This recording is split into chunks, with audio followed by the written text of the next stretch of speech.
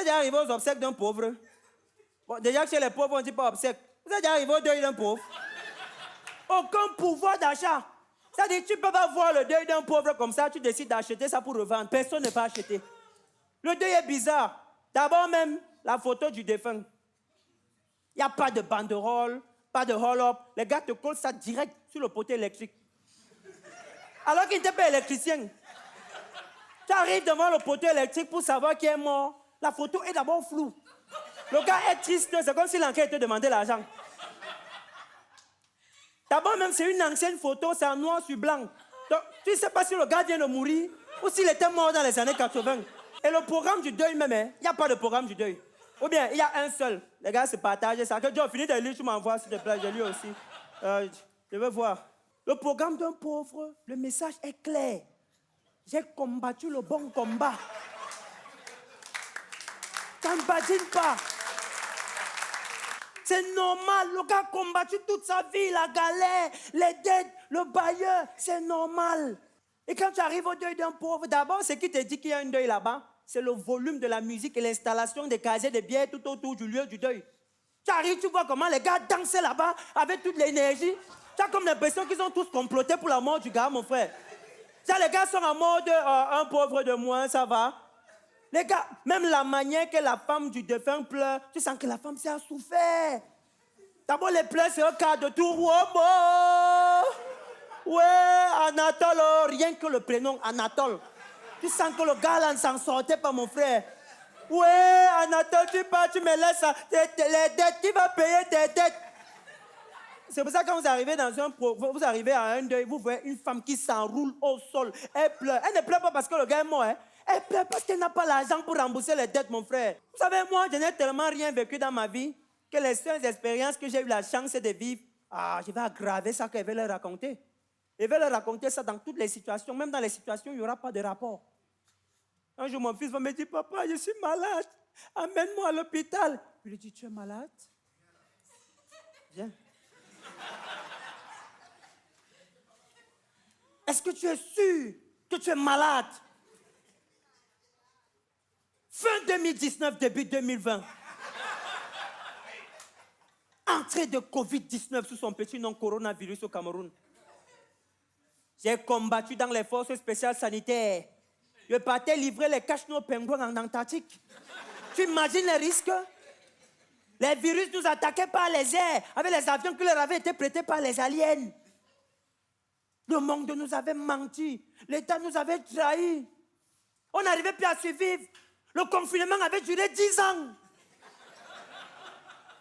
On passait des mois sans manger, sans boire de l'eau, sans voir la lumière du soleil.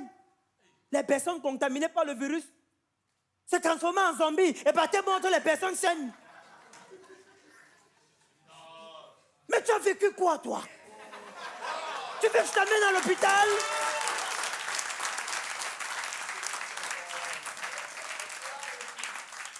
Tu m'avais dit, papa, ne m'amène plus à l'hôpital, ça va? Non, il ne veut pas m'arrêter là. Hein? Un jour, ma fille va me dire, papa, j'ai soif. Je veux boire de l'eau. Je lui dis, tu as soif?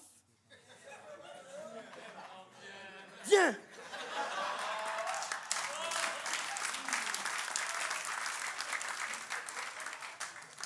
Tu es sûr que tu as soif? Tu sais combien de temps j'ai passé sans boire de l'eau?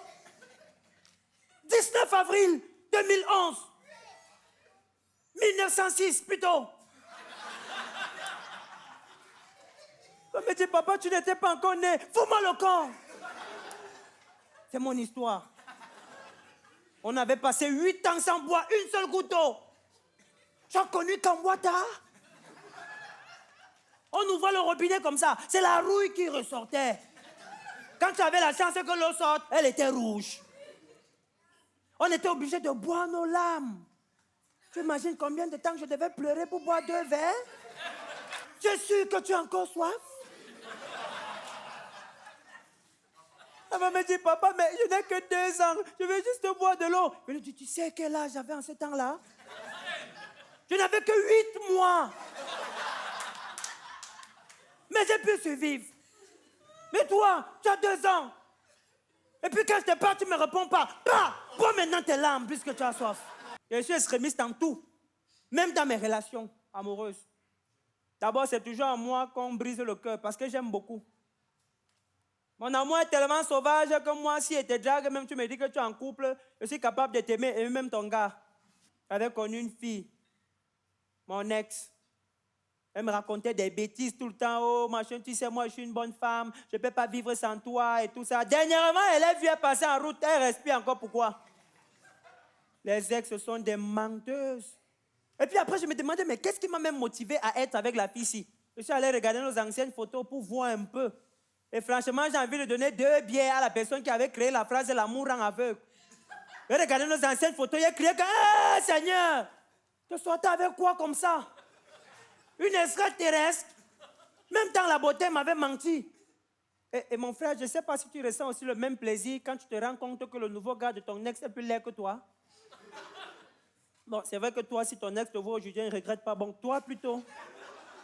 Je ne sais pas si tu ressens ça. J'ai vu son nouveau gars dernièrement, son visage était comme les élections présidentielles au Cameroun, c'était truqué. Je me suis soulagé, frère. Non, quand il est plus laid que toi, c'est bien. Je suis extrémiste partout, même dans le commérage. D'ailleurs, je suis capable de bloquer ma respiration pour mieux écouter une conversation à côté de moi. Une fois, j'ai failli mourir asphyxié tellement la conversation était longue. Les gars sont venus, m'ont réanimé. Ils m'ont réanimé. Sinon, vous avez pu cacher le corps. J'aime tellement le danger que j'étais même sorti avec une ancienne prisonnière. Je l'avais rencontrée en boîte de nuit. Prisca. Elle m'avait fait ça dur. À cause d'elle, je déteste toutes les Prisca. S'il y a une Prisca dans cette salle ce soir, sache que je ne t'aime pas. Le jour où elle serait véhiculée, elle va faire l'accident. Juste sur les Prisca. Il y a un plan en béton, hein. Je vais réunir toutes les Prisca de la ville dans un même carrefour. Juste pour les cogner et fuir. Prisca m'a fait vivre l'enfer, mon frère. Je n'ai fait que 2 mois de relation avec Prisca en 2 mois.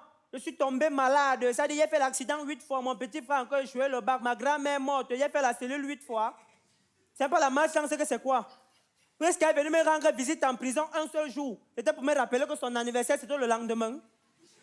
Prisca, tu as quel cœur? Je vivais avec Prisca à la maison. C'est comme si c'était moi, la femme, et elle, l'homme. Au lit, c'est moi qui gémissais.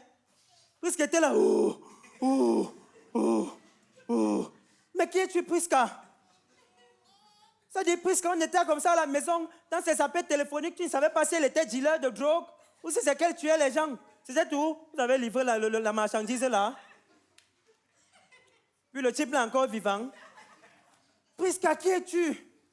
Prisca à la maison, même quand elle regardait la télé, ses programmes télévisés préférés, c'était toujours Attaque criminelle. Mon voisin, ce tueur. Les documentaires de tueurs en série.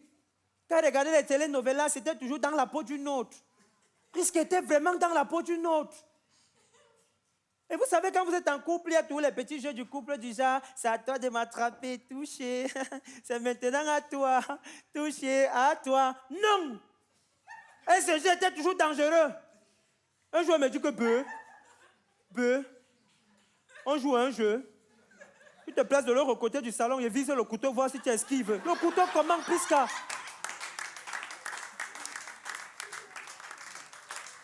Et si elle n'esquive pas, tu as prévu la suite.